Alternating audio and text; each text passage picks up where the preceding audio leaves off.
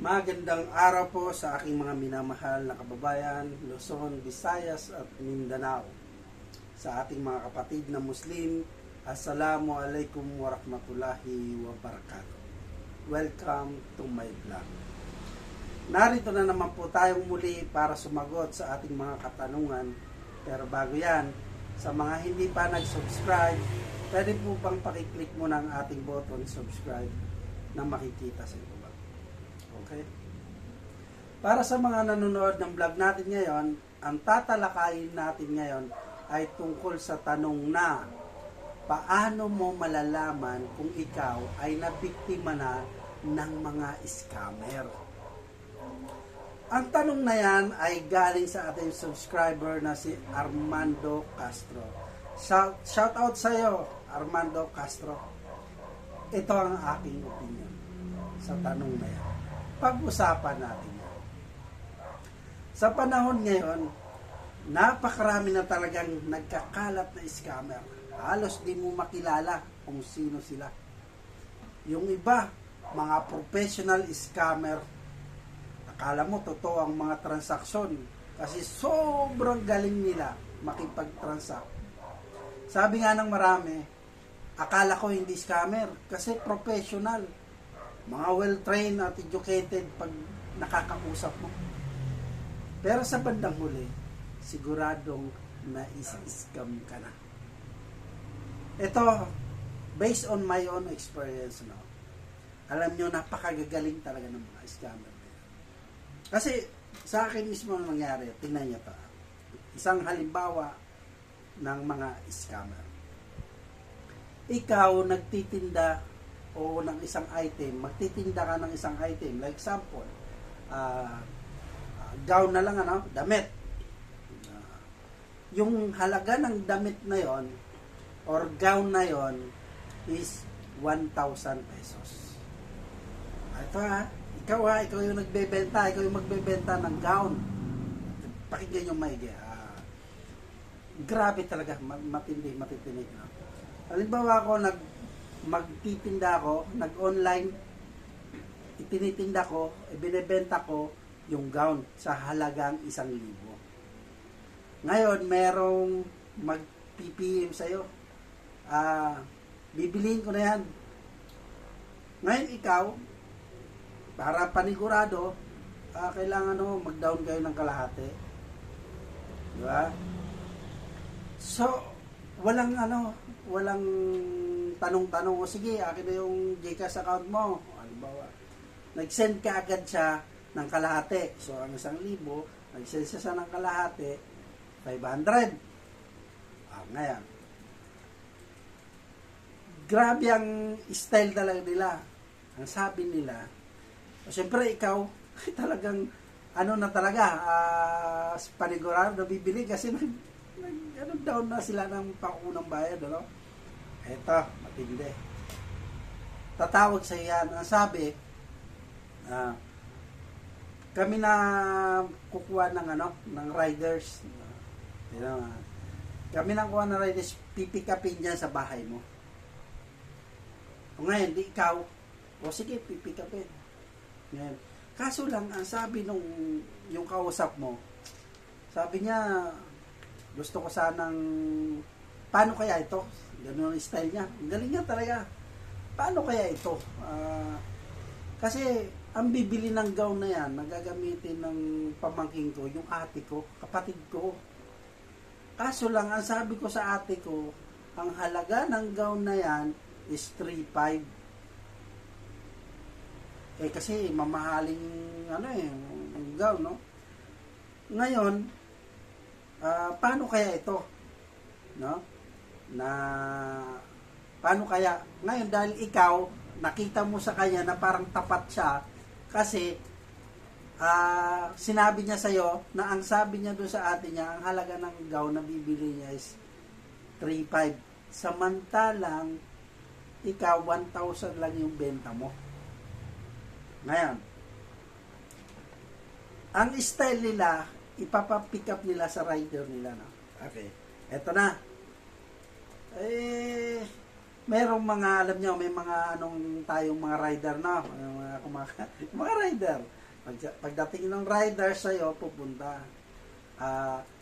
Ang magbabayad daw, yung rider, no? Kasi, ang binigay nung ate, dun sa rider, yung pera.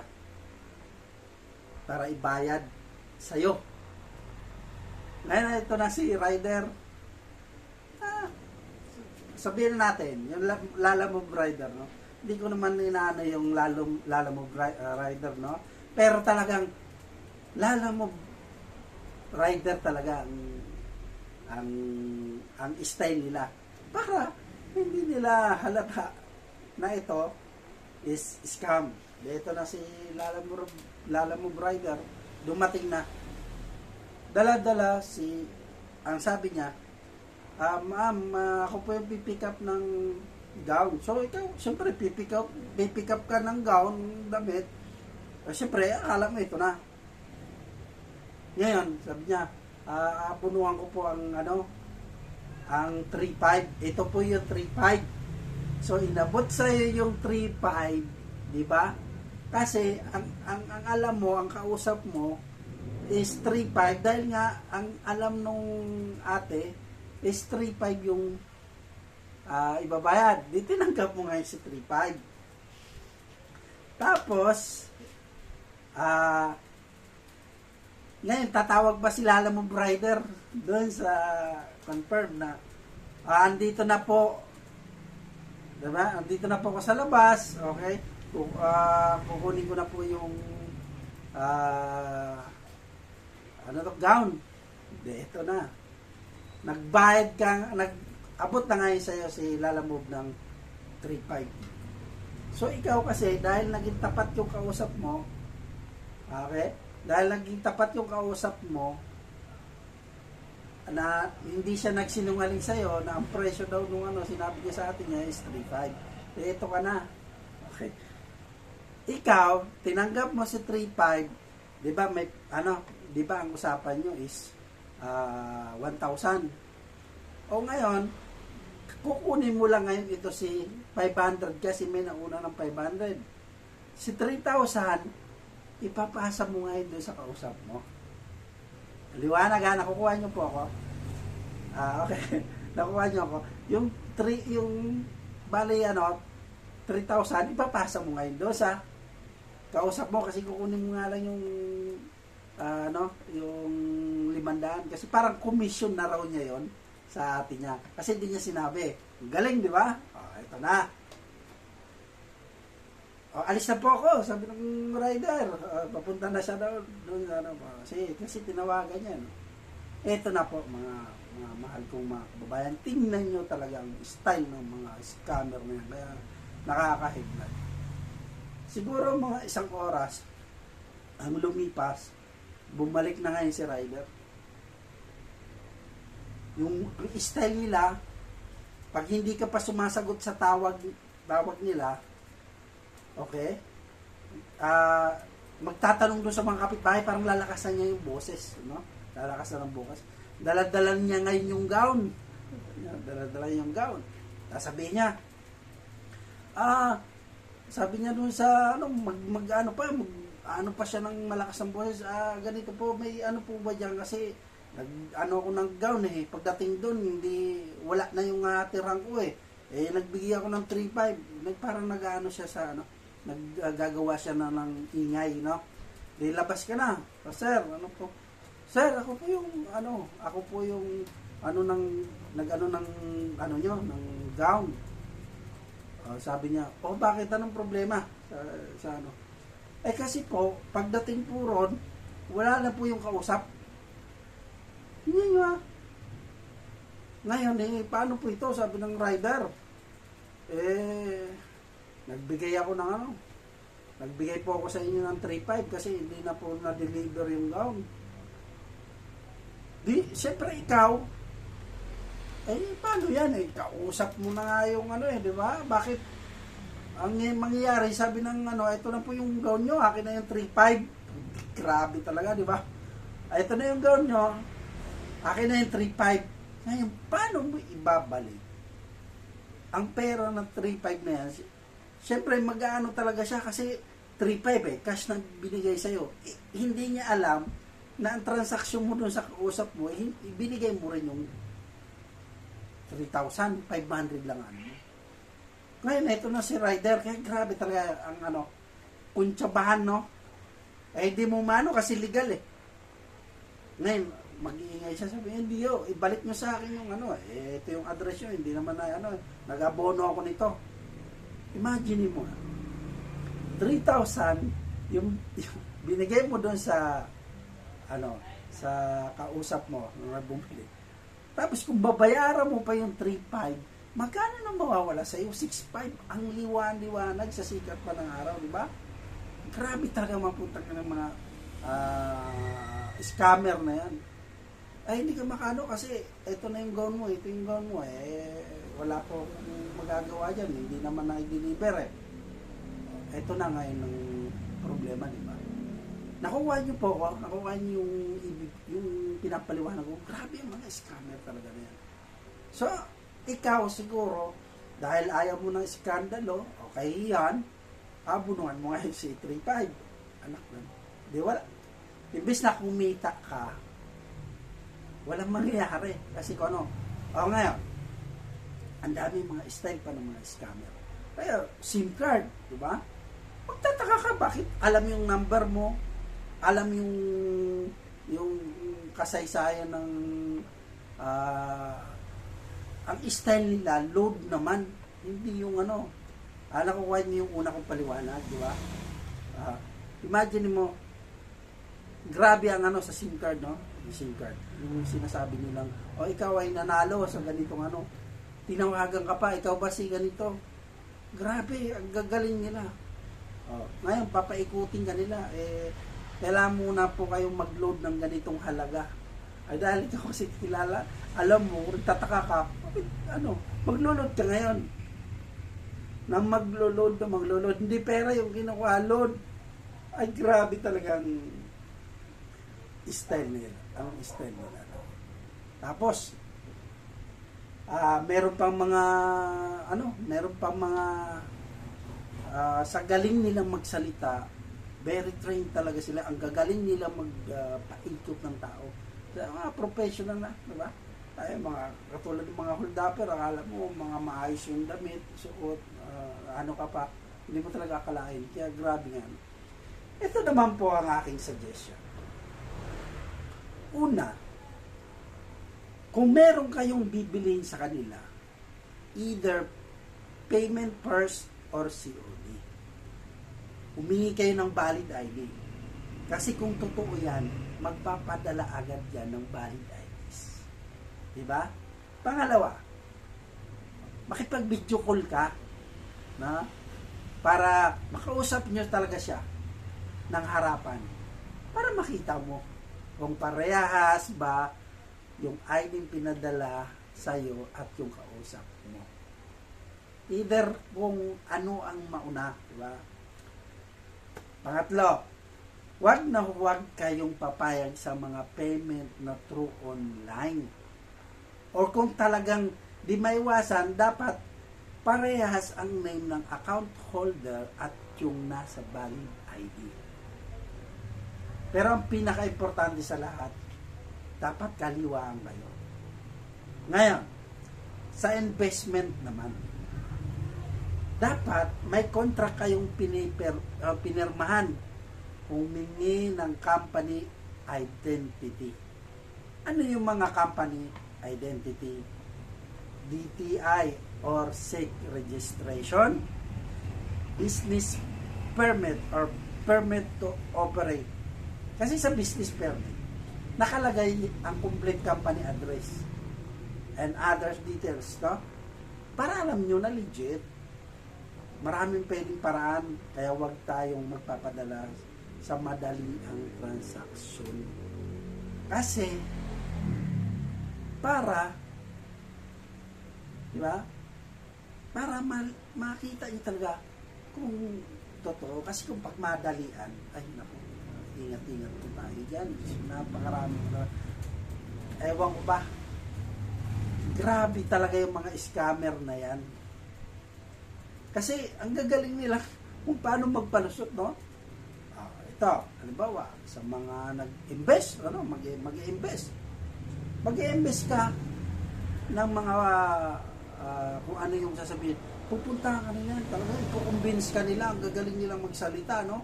Ngayon, titingnan mo. Kasi yung talagang merong ano sa pag-investment, no? Pag-invest. Hindi ka nila pipilitin, no? Hindi ka nila kukulitin kasi hindi sila natatakot bakit mangungulit ka, no? Kasi tawag pa yan ng tawag, no? Ito, dahil nakulitan ka o kaya naniwala ka sa sabi-sabi, after mo mag-invest, na babagal na yan makipag-usap sa'yo, no? Grabe ang style nila. Babagal yung sa mamaya mawala na, patay na. Grabe kung mag-invest. Ito malupit Kung mag-i-invest ka, parang pakakagating ka nila. Halimbawa, sabihin nila, o sige, mag-invest ako diyan. Magkakaroon ng yung tinatawag na para maniwala ka at natutuwa, may makukuha ka. May nakukuha ka sa kanila. Dahil alam mong totoo, sa isip mo nakakailang kuha ka na, nagpe-pay out ka na ba? Kukuha ka ngayon ng other friend mo, kakilala mo, di ba? Talagang magre-recruit ka na kasi totoo Nako, ito ang sistema niya. Pag marami ka ng ito ang nakakatakot. Okay? Biglang madidelay, sabihin na susunod na po tayo mag-pay out, delay po kasi yung ganito unti-unti na.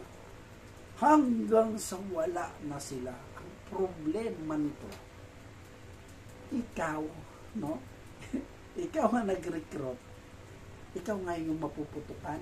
No? Ikaw yung ang babalikan nila. Pero ikaw, nangutang ka pa, talagang mag-ano ka pa ng mga, kasi kaya, nakaka-payout ka Diba? Totoong-totoo. Ang problema mo nito. Pag yan, nang wala na, ikaw yung kausap ng mga to, ikaw ngayon, nangutang ka pa. Ikaw ngayon yung maiipit, kakasuhan ka na, ayan na. Diba? Magiging ano na yung pangalan mo, di ba? Kasi iba ikaw na ngayon yung naipit na naniwala kami sa iyo kami na gano'n, ikaw nga. Tandaan nyo kasi, ang totoong may legit na company, hindi yan mangungulit sa inyo. Kasi bakit? Stable na yung company nila kahit walang investor, no? Kahit ikaw ang mangulit, dapat ikaw yung mangulit sa kanila na mag-invest. Kasi, totoo yung in-invest nila pero kung sila yung mangungulit, ay parang mag-isip ka, no? Magduda ka. Kasi, hindi ka pa rin paniwala yung mga inaano nila. Kaya, tandaan nyo mga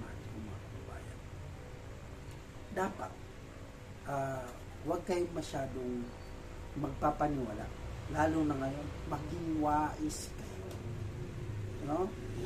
Ang hirap kasi sa mga i-check nyo dapat yung mga identity nila para sigurado. Nakukuha nyo po yung mga sinasabi ko, mag-iingat po grabe talaga. Ganito po maging maayos dapat ang lahat ng transaksyon na papasukin nyo. Huwag po kayong huwag mo yung pagkita. Huwag basta-basta kasi ang hirap So, kung nakukuha nyo po ang aking mga naunawaan nyo, ingat-ingat lang po tayo, no? Kasi napakahirap. So, yun lamang po, no? Para sa nagpadala ng katanungan, sana nasagot namin ang inyong tanong tungkol sa scammer. At maraming salamat sa napakagandang tanong, ano? Sa mga gustong magpaabot ng katanungan or magtanong, mag-comment lang po kayo, comment lang nyo po kayo dyan. Para siguradong sasagutin ko yan sa abot ng aking makakaya. Ganun na lang po. Hanggang dito na lamang po. Hanggang sa muli, Robert agad. Tandaan, pag may tanong, sagot agad. Maraming pong salamat. Ingat po lagi sa lahat ng mga scammer, mga